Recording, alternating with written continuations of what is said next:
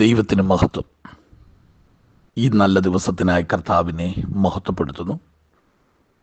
നമ്മുടെ ആയുസ്സിൽ ഇതുവരെ കാണാത്ത ഒരു പുതിയ ദിവസം കൂടെ കാണുവാൻ സർവശക്തനായ കർത്താവ് നമ്മോട് കാണിച്ച ദയയ്ക്കും വിശ്വസ്തതയ്ക്കുമായി ദൈവത്തെ സ്തുതിക്കുകയും ദൈവത്തെ മഹത്വപ്പെടുത്തുകയും ചെയ്യുന്നു. ക്രിസ്തുവിൽ ഞാൻ നിങ്ങളെ ഏവരെയും സ്നേഹത്തോടെ വന്ദനം ചെയ്യുന്നു. ഇന്ന് പകൽക്കാലമുള്ള ദൈവവചന ചിന്തയ്ക്ക് ആധാരമായി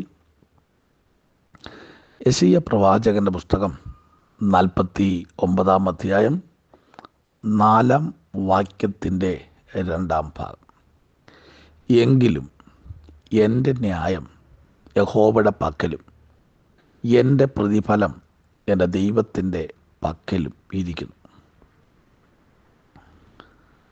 അനുഗ്രഹിക്കപ്പെട്ട ഈ വചനത്തിനായി കർത്താവിനെ സ്തുതിക്കുകയാണ്.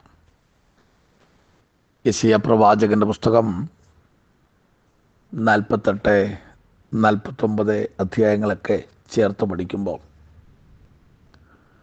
ഇസ്രയേൽ ജനതയെക്കുറിച്ചുള്ള ശക്തവും വ്യക്തവുമായ വെളിപ്പാടുകളാണ് അവിടെ രേഖപ്പെടുത്തിയിരിക്കുന്നതായി നമുക്ക് കാണുവാൻ കഴിയുന്നത്. ദൈവം അബ്രഹാമിനോട് വാഗ്ദത്തം ചെയ്യുമ്പോൾ തന്നേക്കാൾ വലിയവനെ കൊണ്ട് സത്യം ചെയ്യാനില്ലാഞ്ഞിട്ട് ദൈവത്തെ കൊണ്ട് തന്നെ സത്യം ചെയ്തു. ഞാൻ നിന്നെ വലിയൊരു ജാതിയാക്കും, നിന്റെ പേര് ഞാൻ വലുതാക്കും, നിന്നെ ശപിക്കുന്നവരെ ഞാൻ ശപിക്കും, നിന്നെ ഞെരുക്കുന്നവരെ ഞാൻ ഞെരുക്കും, നിന്നിലൂടെ ഒരു വലിയ സമൂഹം ഞാൻ ഉളവാക്കും എന്ന് പറയുമ്പോഴും വിശ്വസിക്കാൻ കഴിയാത്ത ദൈവാലോചനയാണ് അബ്രഹാം താൻ ചെവിക്കൊണ്ടത്. എന്ന് പറഞ്ഞാൽ ഈ സമയത്ത് അബ്രഹാമിന് തലമുറകളില്ലാതെ ഇരിക്കെ ദൈവം പറയുന്നു, ഭൂമിയിലെ മണൽത്തരി പോലെയും ആകാശത്തിലെ നക്ഷത്രങ്ങളെപ്പോലെയും ഞാൻ നിനക്ക് സന്തതിയെ തരും. ആശയ്ക്ക് വിരോധമായ ആശയോടെ വിശ്വസിച്ച അബ്രഹാമിൻ്റെ ജീവിതത്തിൽ ആ പറഞ്ഞ ദൈവിക ദൂത് നിവർത്തീകരിക്കപ്പെട്ടു. പിന്നത്തേതിൽ ഇസഹാക്ക് ജനിക്കുന്നു, ഇസഹാക്കിലൂടെ യാക്കോബ് ജനിക്കുന്നു, യാക്കോബിലൂടെ 12 ഗോത്ര പിതാക്കന്മാർ ജനിക്കുന്നു. അവർ അന്യദേശത്ത് അടിമത്തത്തിൽ കിടക്കുമ്പോൾ അടിമത്തത്തിൽ നിന്ന് വിടുവിച്ചു കൊണ്ടുവരുവാൻ മോശ മുഖാന്തരം ദൈവം അവരെ പുറപ്പെടുവിക്കുന്നു. ഇങ്ങനെ ഇസ്രായേലിൻ്റെ ചരിത്രം ആരംഭിക്കുകയാണ്. കഠിന ദാസത്വത്തിലേക്ക് ഇറങ്ങിപ്പോകേണ്ടി വന്ന ഇസ്രായേലിൻ്റെ അനുഭവം ഒരുപാട് ജീവിത അനുഭവങ്ങളെ പഠിപ്പിച്ചെടുക്കുവാൻ അത് പിന്നത്തേതിൽ സഹായകമായി വന്നു.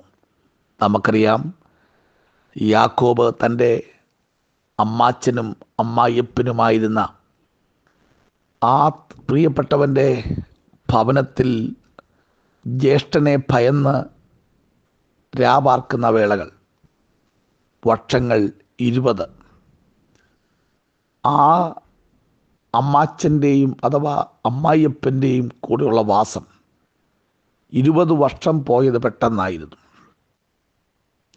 ഇങ്ങനെ ഇരിക്കെ തൻ്റെ മക്കളെ അഥവാ അമ്മാച്ചൻ്റെ മക്കളെ യാക്കോബ് വിവാഹം കഴിക്കുന്നു. തൻ്റെ ജീവിതത്തിൽ ഇതുവരെ കടന്നു പോയിട്ടില്ലാത്ത ഒരുപാട് വേദനയ്ക്കകത്തൂടെ യാക്കോബ് കടന്നു പോകേണ്ടതായിട്ട് വന്നു. 10 വട്ടം യാക്കോബിൻ്റെ അനുഗ്രഹങ്ങളെ തടഞ്ഞു വെച്ചു. എല്ലാ കാര്യവും എല്ലായ്പ്പോഴും എല്ലാവരോടും നമുക്ക് തുറന്നു പറയുവാൻ കഴിഞ്ഞു എന്ന് വരത്തില്ല. വേദനകൾ കടിച്ചമർത്തി നൊമ്പരങ്ങളെല്ലാം ഉള്ളിൽ സഹിച്ചും കൊണ്ട് ദിവസങ്ങൾ, മാസങ്ങൾ, വർഷങ്ങൾ മുമ്പോട്ട് കടന്നുപോയി.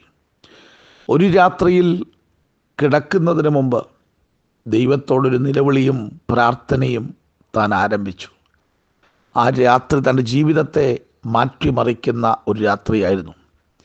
തൻ്റെ ചരിത്രത്തെ മാറ്റി എഴുതുന്ന ഒരു രാത്രിയായിരുന്നു.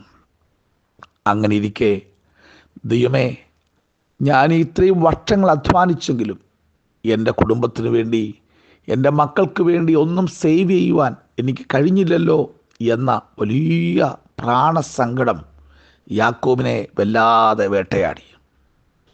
ദൈവമേ, ഈ അവസ്ഥയിൽ നിന്ന് എന്നെ ഒന്ന് കരകയറ്റണമേ, എന്നെ ഒന്ന് രക്ഷിക്കണമേ എന്നുള്ള നിരന്തരമായ പ്രാർത്ഥന ആമേൻ യാക്കോബ് ആവർത്തിച്ച് അന്ന് രാത്രി മുഴുവൻ ദൈവസന്നിധിയിൽ താൻ ചിലവിടുകയുണ്ടായി. ആ പ്രാർത്ഥന എങ്ങും തടയപ്പെടാതെ ദൈവത്തിൻ്റെ സന്നിധിയിൽ തന്നെ എത്തുവാൻ ഇടയായിത്തീർന്നു.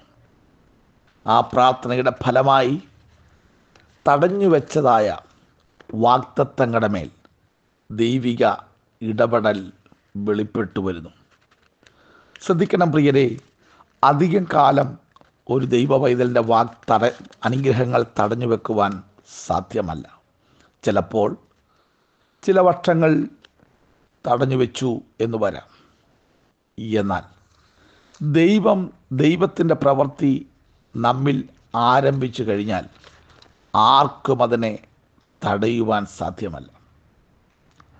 വചനം പറയുന്നു, ഞാൻ പ്രവർത്തിക്കും, ആർ അതിനെ തടുക്കും. ശ്രദ്ധിക്കുക പ്രിയരെ, അടുത്ത ദിവസം ദൈവത്തിൻ്റെ ആത്മാവ് യാക്കോബിനോട് ഇടപെടുവാനായി തുടങ്ങി. നീ ചെന്ന് നീർപ്പാത്തിൻ്റെ അരികെ ചെന്ന് ഈ പിഞ്ചലവൃക്ഷത്തിൻ്റെ കൊമ്പൊടിച്ച് ആ തോട്ടിൻ്റെ കരയിലിടണം. വരയും പുള്ളിയും ഉള്ളത് ഒരു കൂട്ടമായിട്ടും അതില്ലാത്തത് വേറെയായിട്ടും വേർതിരിക്കാൻ പറയും. വരയും പുള്ളിയും ഉള്ളത് ഇന്നോർക്കുള്ളത്, വരയും പുള്ളി ഇല്ലാത്തത് യാക്കോബിന്. അമ്മാച്ചനും യാക്കോബിനുമായി ഡിവൈഡ് ചെയ്തു കാര്യങ്ങൾ അവർ പറഞ്ഞ് സമ്മതിച്ചു, ധാരണയിലെത്തി. അടുത്ത ദിവസം ചെനയേൽക്കുമ്പോൾ വരയും പുള്ളിയുമുള്ളത് ഒരു ഗ്രൂപ്പും അല്ലാത്തത് കറുത്ത നിറമുള്ളത് വേറെയുമായി വേർതിരിച്ചു. ഓരോ ദിവസവും പെറ്റുപിരുകുന്ന ആടുമാടുകളുടെ എണ്ണം യാക്കോബിന് വർദ്ധിച്ചു.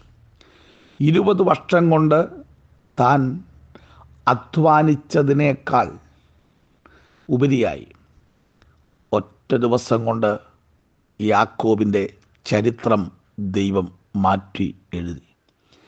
എന്നെ കേൾക്കുന്ന പ്രിയപ്പെട്ടവരെ, നീ അനുഭവിക്കുന്ന കഠിന ദാസ്യം, അനുഭവിക്കേണ്ടി വരുന്ന വേദനകൾ, ചില ഒറ്റപ്പെടുത്തലുകളും ചില നൊമ്പരപ്പെടുത്തുന്ന അനുഭവങ്ങളും നമ്മെ ചില പാഠങ്ങൾ പഠിപ്പിക്കുകയാണ് എന്ന സത്യം നാം തള്ളിക്കളയരുത്. സങ്കീർത്തനക്കാരൻ പറയുന്നു, നിന്റെ ചട്ടങ്ങൾ പഠിപ്പാൻ തക്കവണ്ണം ഞാൻ കഷ്ടതയിലായത് ഗുണമായി. എന്നാൽ യാക്കോബ് പറയുന്ന പ്രധാനപ്പെട്ട സംഗതിയുണ്ട്. ദൈവം എനിക്ക് നന്മ ചെയ്തിരിക്കുന്നു.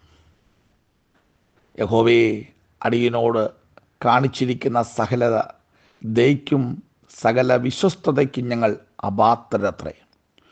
ഒരു വടിയോടുകൂടെ മാത്രമല്ലോ ഞാൻ ഈ യോർദാൻ കടന്നത്, ഇപ്പോഴോ ഞാൻ 2 കൂട്ടമായി തീർന്നിരിക്കുന്നു.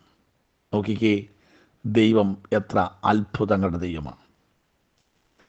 എണ്ണിക്കൂടാതെ വണ്ണം കടൽക്കരയിലെ മണൽ പോലെയാക്കുമെന്ന് പറഞ്ഞ ദൈവിക പ്രവൃത്തി യാക്കോബിലൂടെ നിവർത്തിയാകുകയാണ്. ഒരു കാലഘട്ടം ശൂന്യതയായിരിക്കാം, ഒരു കാലഘട്ടം ഒന്നുമില്ലായ്മയുടെ അനുഭവങ്ങളായിരിക്കാം. ദൈവം എന്നേക്കും നമ്മെ തള്ളിക്കളയുന്നവനല്ല. ഇന്നലകളിൽ നിനക്ക് നഷ്ടപ്പെട്ടത്, കൈമോശം വന്നത്, പിടിച്ചു വെച്ചത് അല്ല, പിടിച്ചു കൊണ്ടുപോയത്.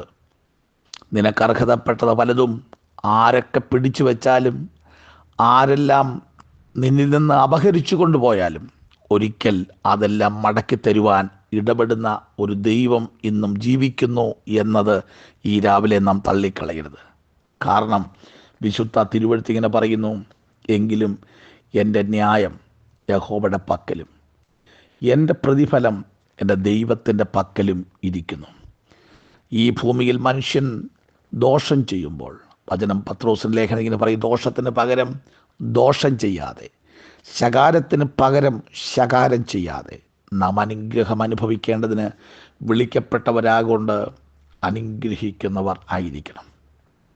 ശ്രദ്ധിക്കുക, ഈ ദൈവിക അനുഗ്രഹങ്ങൾ ഏറ്റുവാങ്ങിയ യാക്കോബ് ഒരിക്കൽ യാബോക്കിൻ്റെ തീരത്ത് വന്ന് നിൽക്കുമ്പോൾ, അന്ന് രാത്രിയിൽ സൂര്യൻ അസ്തമിച്ച ആ പ്രത്യേക അനുഭവത്തിൻ്റെ നടുവിൽ ഇതാ ഒരുവൻ ഒറ്റയ്ക്ക് ദൈവത്തോട് പറയുകയാണ്, നീ എന്നെ അനുഗ്രഹിച്ചല്ലാതെ ഞാൻ നിന്നെ വിടുകയില്ല. ദൈവം ചോദിക്കുന്നതിൻ്റെ പേരെന്ത്? അവൻ എന്നോട് ചോദിച്ചത് യാക്കോബ് എന്ന് പറഞ്ഞു. നീ ദൈവത്തോടും മനുഷ്യനോടും മല്ല് പിടിച്ച് ജയിച്ചതുകൊണ്ട് നിന്റെ പേര് നീ യാക്കോബ് എന്നല്ല, ഇസ്രായേൽ എന്ന് വിളിക്കപ്പെടും എന്ന് അവൻ പറഞ്ഞു. ഉൽപ്പത്തി പുസ്തകം 32-ാം അധ്യായം 22 വരെയുള്ള വാക്യങ്ങൾ നാം വായിച്ചു വരുമ്പോൾ, വീട്ടിൽ നിന്ന് ഇറങ്ങിത്തിരിച്ച യാക്കോബ് ഏശാവിനെ ഭയന്ന് ഓടി ഒളിച്ച ഏശാവ് ബെർശേബയിൽ ചെന്നപ്പോൾ സൂര്യൻ അസ്തമിച്ചു. എന്നാൽ 31-ാം വാക്യം 32-31 തിരിച്ച് യാക്കോബ് പെനീരിൽ വന്നു. അവിടെ വായിക്കുന്നത് ഇങ്ങനെയാണ്, അവൻ അവിടെ എത്തിയപ്പോൾ സൂര്യൻ ഉദിച്ചു എന്നാണ്. ഒരിക്കൽ സൂര്യൻ അസ്തമിച്ചു എന്ന് തോന്നിയാലും ഈ ദിവസങ്ങളിൽ നിനക്ക് വേണ്ടി നീതിസൂര്യനായ ദൈവം ഉദിക്കുവാൻ പോവുകയാണ്. എന്നും നിന്റെ സൂര്യൻ അസ്തമിക്കയില്ല, നിന്റെ സൂര്യൻ ചന്ദ്രൻ മറഞ്ഞു പോകുകയില്ല. യഹോവ നിനക്ക് നിത്യപ്രകാശമായിരിക്കും. നിന്റെ ദുഃഖകാലം തീർന്നു പോകും. എന്നും വേദനയായി, എന്നും കഷ്ടതയായി, എന്നും നിരാശ ബാധിച്ചവനായി, എല്ലാം കൈമോശം വന്നവനായി പോകാൻ ദൈവം അനുവദിക്കില്ല. പ്രിയരെ, ദൈവം ഒരു സമയം നിശ്ചയിച്ചു വെച്ചിട്ടുണ്ട്. ദൈവത്തിൻ്റെ പർട്ടിക്കുലർ ടൈം ആകുമ്പോൾ ദൈവം നിന്നെ പുറപ്പെടുവിക്കും. നിനക്ക് അർഹതപ്പെട്ടത് നിൻ്റെ കരങ്ങളിൽ വന്നു ചേരേണ്ടത് തക്ക സമയത്ത് ദൈവം നമ്മുടെ കരങ്ങളിൽ തരും. ലോക ചരിത്രം നാം പരിശോധിച്ചാൽ ഇന്നും ഇസ്രായേലിനെ തൊടുവാൻ ദൈവം ആരെയും അനുവദിച്ചിട്ടില്ല. ഇന്നും ഇസ്രായേലിനെതിരെ നടക്കുന്ന യുദ്ധങ്ങൾ, യുദ്ധപ്രഖ്യാപനങ്ങൾ, അവർക്ക് നേരെ വരുന്ന ആക്രമണങ്ങൾ ചെറുതല്ല. വചനം പറഞ്ഞു, എന്നെ തൊടുന്നവൻ എൻ്റെ കണ്ണിൻ്റെ കൃഷ്ണമണിയാണ് തൊടുന്നത്. നിന്നെ തൊടുന്നവൻ എൻ്റെ കണ്ണിൻ്റെ കൃഷ്ണമണിയാണ് തൊടുന്നത്. ദൈവത്തിൻ്റെ ജനത്തെ തൊടാൻ ദൈവം ആരെയും അനുവദിക്കുന്ന ദൈവം അല്ലവേ അല്ല. അങ്ങനെയെങ്കിൽ ഇന്നിൻ്റെ സാഹചര്യങ്ങളെ നോക്കി നെടുവീർപ്പിടാനല്ല. ദൈവം പോലും എന്നെ മറന്നോ എന്ന് ചോദിക്കാൻ വരട്ടെ. വചനം ഇന്ന് രാവിലെ നമ്മോട് പറയുന്നു, എങ്കിലും ന്യായം യഹോവയുടെ പക്കലും എൻ്റെ പ്രതിഫലം എൻ്റെ ദൈവത്തിൻ്റെ പക്കലും ഇരിക്കുന്നു. ഈ ദിവസങ്ങളിൽ നിന്നെ ക്ലേശിപ്പിച്ച ഇവിടെ പുത്രന്മാർ നിൻ്റെ അടുക്കൽ വണങ്ങിക്കൊണ്ടുവരും. നിന്നെ നിന്ദിച്ചവരൊക്കെ നിൻ്റെ കാല് പിടിച്ച് നമസ്കരിക്കും എന്ന് ദൈവവചനം യെശയ്യാവ് 60:14 വിളിച്ചു പറയുന്നു. അവർ നിന്നെ യഹോവയുടെ നഗരം എന്നും ഇസ്രായേലിൻ പരിശുദ്ധൻ്റെ സിയോൻ എന്നും വിളിക്കും. ആരും കടന്നു പോകാതെ വണ്ണം നീ നിർജ്ജനവും ദ്വേഷവിഷയവുമായിരുന്നതിന് പകരം ഞാൻ നിന്നെ നിത്യ മേഹാത്മ്യവും തലമുറയായുള്ള ആനന്ദവും ആക്കി തീർക്കും. ഇത് ദൈവത്തിൻ്റെ പ്രോമിസ. അതുകൊണ്ട് ഈ ദിവസങ്ങളിൽ ദൈവത്തിൽ ആശ്രയിക്കുന്ന ഒരു ദൈവ പൈതൽ എന്ന നിലയിൽ ഞാൻ വിളിച്ചു പറയട്ടെ, എന്നും ഈ സാഹചര്യങ്ങളോട് പോകാൻ ദൈവം അനുവദിക്കില്ല. വചനം പറയുന്നു, സ്തോത്രം, ഞാൻ നിന്നെ ക്ലേശിപ്പിച്ച ദിവസങ്ങൾക്കും നീ അനർത്ഥം അനുഭവിച്ച സംവത്സരങ്ങൾക്കും തക്കവണ്ണം അവൻ പകരം തരുന്നവനായ ദൈവമാണ്. ദൈവം നമുക്ക് പകരം തരും. യെശയ്യാവ് 61 അതിൻ്റെ 6 മുതലുള്ള വാക്യങ്ങൾ വായിച്ചു വരുമ്പോൾ, നിങ്ങളോ യഹോവയുടെ പുരോഹിതന്മാരെന്ന് വിളിക്കപ്പെടും, നമ്മുടെ ദൈവത്തിൻ്റെ ശുശ്രൂഷകന്മാരെന്നും നിങ്ങൾക്ക് പേരാകും. നിങ്ങൾ ജാതികളുടെ സമ്പത്ത് അനുഭവിച്ച് അവരുടെ മഹത്വത്തിന് അവകാശികളായിത്തീരും. നാണത്തിന് പകരം നിങ്ങൾക്ക് ഇരട്ടിയായി പ്രതിഫലം കിട്ടും. ലജ്ജയ്ക്ക് പകരം അവർ തങ്ങളുടെ ഓഹരിയിൽ സന്തോഷിക്കും. അങ്ങനെ അവർ തങ്ങളുടെ ദേശത്ത് ഇരട്ടി അവകാശം പ്രാപിക്കും. നിത്യ ആനന്ദം അവർക്ക് ഉണ്ടാകും. അങ്ങനെയെങ്കിൽ ഇന്ന് രാവിലെ നമുക്ക് ദൈവത്തിൽ ആശ്രയിക്കാം, ദൈവത്തിൽ നമുക്ക് വിശ്വസിക്കാം. ഈ ദിവസങ്ങളിൽ ദൈവത്തിൻ്റെ ആത്മാവിങ്ങനെ പറയുന്നു, യെശയ്യാവ് 61:10, ഞാൻ യഹോവയിൽ ഏറ്റവും ആനന്ദിക്കും, എൻ്റെ ഉള്ളം എൻ്റെ ദൈവത്തിൽ ഘോഷിച്ചുല്ലസിക്കും. മണവാളൻ തലപ്പാവ് അണിയുന്നത് പോലെയും മണവാട്ടി ആഭരണങ്ങളാൽ തന്നെത്താൻ അലങ്കരിക്കുന്നത് പോലെയും അവൻ എന്നെ രക്ഷാവസ്ത്രം ധരിപ്പിച്ച് നീതി എന്ന അങ്കി ഇടുവിച്ചിരിക്കുന്നു. ഭൂമി തൈകളെ മുളപ്പിക്കുന്നത് പോലെയും തോട്ടമതിൽ വിതച്ച വിത്തിനെ കിളിർപ്പിക്കുന്നത് പോലെയും യഹോവയായ കർത്താവ് സകല ജാതികൾ കാണെ നീതിയെയും സ്തുതിയെയും ആമേൻ മുളപ്പിക്കുന്ന ദൈവമാണ്. ദൈവം ചില വാഗ്ദത്തം മുളപ്പിക്കുവാൻ പോവുക, ദൈവം ചില പ്രതിഫലം നമ്മുടെ കരങ്ങളിൽ ഏൽപ്പിക്കുവാൻ പോവുകയാണ്.